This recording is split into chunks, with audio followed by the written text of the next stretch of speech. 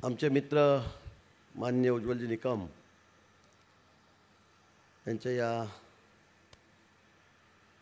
नागरी सत्कार सोहळ्याच्या निमित्ताने मंचावर उपस्थित माननीय गुलाबभाऊ सावकरेजी, रावळजी, माननीय आदरणीय ठाकरे सर, अशोक भाऊ, सर्व आमदार, आमचे मित्र उज्ज्वलजी निकम, आमच्या वहिनीसाहेब, उपस्थित सर्व मान्यवर, माझ्यासमोर बसलेल्या सर्व बंधू आणि भगिनींनो, आज आमच्या सर्वांसाठी अभिमानाचा दिवस आहे की आमचे मित्र या जळगाव जिल्ह्याचे सुपुत्र उज्ज्वलजी निकम यांचा आम्ही या ठिकाणी सन्मान सोहळा करतो आहे, त्यांचा सत्कार करतो आहे। खरं म्हणजे उज्ज्वलजींचे आणि माझे अतिशय जुने संबंध आहेत। मला आमदार होऊन जाता 35 वर्ष झालीत आणि जवळपास त्याच्या मागे पुढे तेव्हापासूनच आमची मैत्री आहे, घट्ट मैत्री, आणि रेल्वेमध्ये ती अधिक घट्ट होते नेहमी, कारण आमचा नेहमी भेट, ते शनिवार रविवार इकडे असतात, आम्ही शनिवार रविवार इकडे असतो, त्यामुळे मनमोकळा मला बोलता येतं जाताना येताना। अतिशय आमचे पारिवारिक संबंधसुद्धा त्या ठिकाणी आहेत।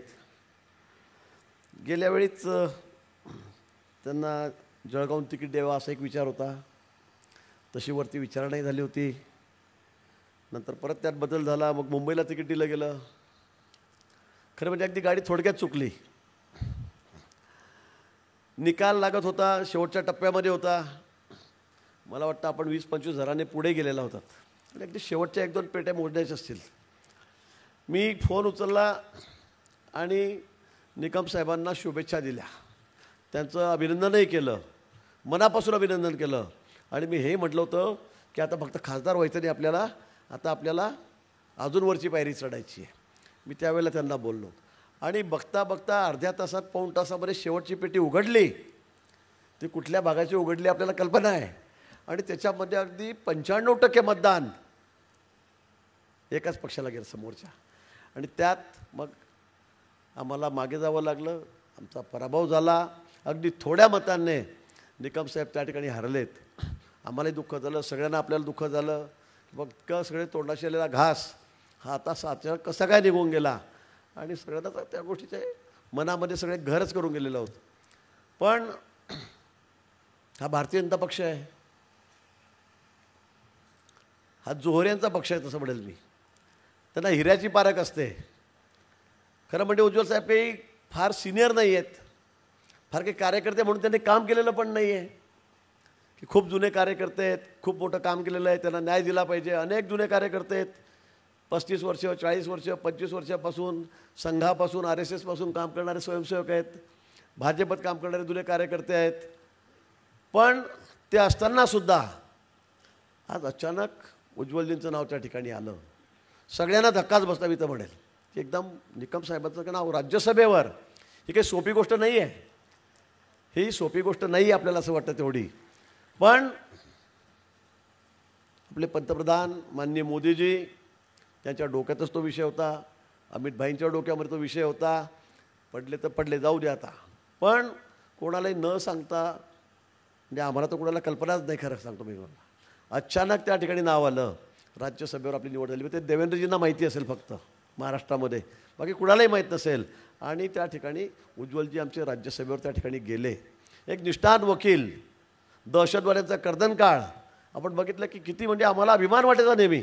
आम्ही ज्या वेळेला टी व्हीवर बघायचो, वर्तमानपत्रात वाचायचो की उज्ज्वल निकम, आणि कुठली केस असेल, देशभरामध्ये कुठल्या अतिरेकी कारवाया असतील, देशद्रोही कारवाया कोणी केल्या असतील, सगळ्या दुरून मागणी कोणाची असायची, तर उज्ज्वल निकम साहेबांची, आणि या गोष्टीचा मला अभिमान होता।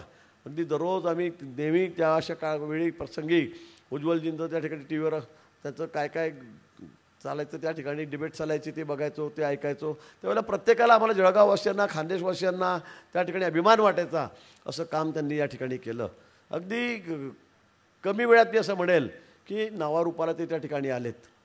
जिथे देशभरामध्ये ते कुठेही प्रवास करत असतील, विमानाने असतील, ट्रेनने असतील, रेल्वेने असतील, सगळे लोक त्यांच्या मागे फोटो, म्हणजे कधी कधी आम्हालाही जलसी व्हायची, चला आपण एवढे वर्ष जरा पुढारी आहोत, मंत्री आहोत, आमच्या मागे लोक कमी फिरायचे आणि त्यांच्या मागे फोटो काढायला जास्त लोक पळायचे. हे खरं त्यांचं कार्य, त्यांची सगळी बौद्धिक कौशल्य त्यांनी वापरलेलं होतं आणि त्यामुळे सगळ्यांना ते आवडतं. सगळ्यांना वाटायचं की बाबा उज्ज्वल निकम साहेबांवर आपण फोटो काढला पाहिजे. आणि खरंच असा आमचा एक मित्र, त्याला आज राज्यसभेवर या ठिकाणी तिकीट नाही म्हणणार मी, त्याचं नॉमिनेशन त्या ठिकाणी झालं. आपल्यासाठी आनंदाची अभिमानाची गोष्ट त्या ठिकाणी आहे. आता इथे इतक्या गरमीमध्ये आपण बसलेला आहात, गरम होतं आहे, ए सी नाही आहे. मगापासून सांगितलं जात होतं, शंभू आपण सांगत होतात प्रेमापोटी प्रेमापोटी तर आम्ही बसलोच आहेत, पण आम्ही काही म्हणते घाबरूनही बसलो आहेत. आपण बघितलं सगळे आमदार एकही गैरहजर आहे का? कोणीच गैरहजर नाही. आम्ही सगळेचे सगळे या ठिकाणी हजेरी लावून आहोत. याच्या मागचं कारण तेच आहेत. एक तर आधीच ते एवढे डेंजर वकील आणि त्याच्यामध्ये परत सत्ताधारी पक्षाचे खासदार, त्यामुळे घाबरावंच लागतं. आता माझी तर परिस्थिती इतकी खराब होती, मी आज सकाळपासून नाशिकला होतो का, आज सकाळी पंढरपूर निघालो, नाशिकला आलो, 5 तास प्रवास करत, नाशिकला 4-5 कार्यक्रम केले. मग शेवटी इथे येणं शक्य होतं, मग विमान मागवलं, विमानाने इथे आलो. सगळ्या कसरती करत करत 5:30ला मी 5:45 या ठिकाणी विमानतळावर उतरलो आणि या ठिकाणी आलो. का कशासाठी आलो? मलाही थोडीशी भीती वाटते. आता वर्दी डायरेक्ट ते राज्यसभेत बसतील, मोदी साहेबांच्या सदनामध्ये ते बसणार आहेत, अमित भाईंबरोबर ते बसणार आहेत. म्हटलं कुठे एखाद्या वेळेला बाबा काय राजकारणाचं काही खरं आहे का आजकाल? नाही आहे. आणि म्हणून मी सुद्धा धावत पळत घाबरून इथपर्यंत त्या ठिकाणी आलोच.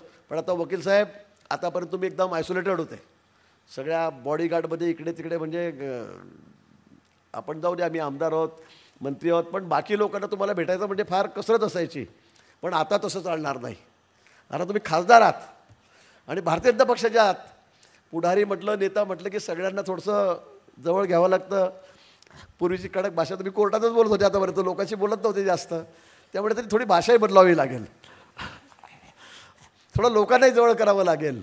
कारण आता तुम्ही खासदार झालेला आहात आणि भारतीय जनता पक्षाचे खासदार आहात, एका चांगल्या पक्षाचे. मी म्हणेल अतिशय योग्य वेळी तुम्ही खासदार झालेला आहात. खूप संधी आपल्याला त्या ठिकाणी आहे, खूप संधी आहे. आणि वर मी तुम्हाला खरं सांगतो, आमच्या पक्षामध्ये काम करणाऱ्या माणसाला खूप मोठी संधी आहे.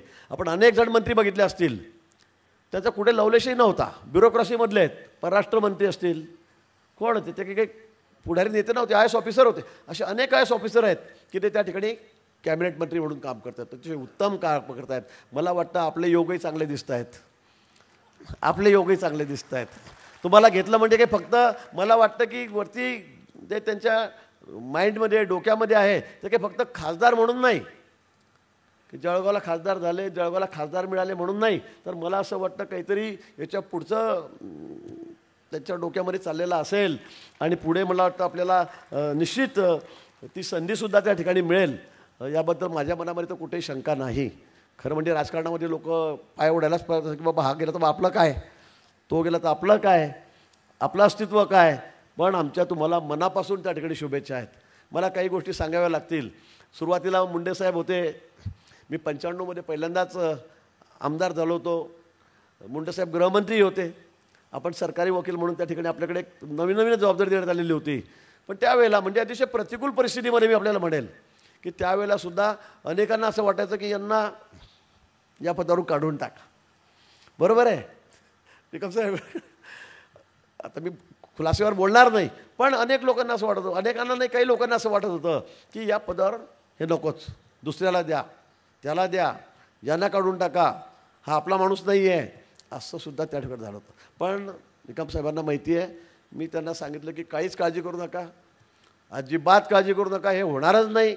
मी काय आडवा उभा पडेल समोर श्रेष्ठींसमोर, पण त्या ठिकाणी हे होणार नाही. आणि त्यावेळेला पुन्हा निकम साहेबांना संधी मिळाली, पुन्हा दुसऱ्यांदा मिळाली, तिसऱ्यांदा, पण त्यांच्या कामाच्या जोरावर. नंतर मात्र पहिल्याच त्याला ज्यावेळेला संधी मिळाली आणि त्यांनी आपल्या कामाची चुणूक जी दाखवली, जी त्या ठिकाणी कार्यतत्परता दाखवली, जे आपलं टॅलेंट दाखवलं, त्याच्या भरोशावर, म्हणजे इथे कोणी त्याचा आमच्या पक्षाचा कोणी राजकीय समर्थक होता का कोणी त्यांना वशिला लावणारा होता असं कोणी नव्हतं.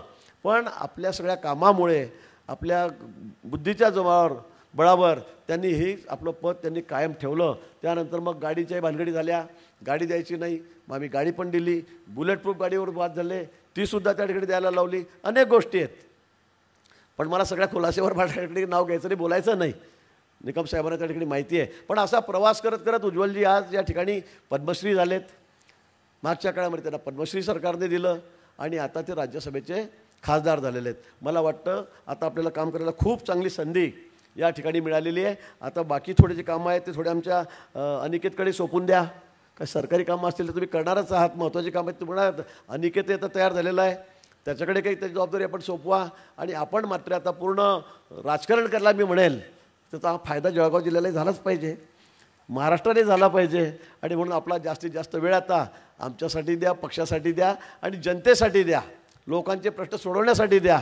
मला माहिती आहे आपण खासदार आहात, आपण आमच्यासारखं विधानसभेसारखं नाही आहे की चला प्रत्येकाच्या घरी गेलंच पाहिजे, लग्नात जा, मरणात जा, दवाखान्यात जा, असा विषय आपला नाही आहे. पण निश्चित आपल्या बुद्धिकौशल्याने जिल्ह्यासाठी जे जे काही करता येण्यासारखं असेल, जे जे मिळवण्यासारखं असेल ते आपण या ठिकाणी करावं. पण निश्चित आज या ठिकाणी आपल्या या खासदार झाल्यामुळे आपल्या जळगाव जिल्ह्याचं नाव असेल, आपल्या उत्तर महाराष्ट्राचं नाव लौकिक, याच्यामध्ये खूप मोठी भर पडलेली आहे. आपल्या पुढच्या वाटचालीसाठी मी आपल्याला मनापासून या ठिकाणी शुभेच्छा देतो आणि थांबतो. जय हिंद, जय महाराष्ट्र.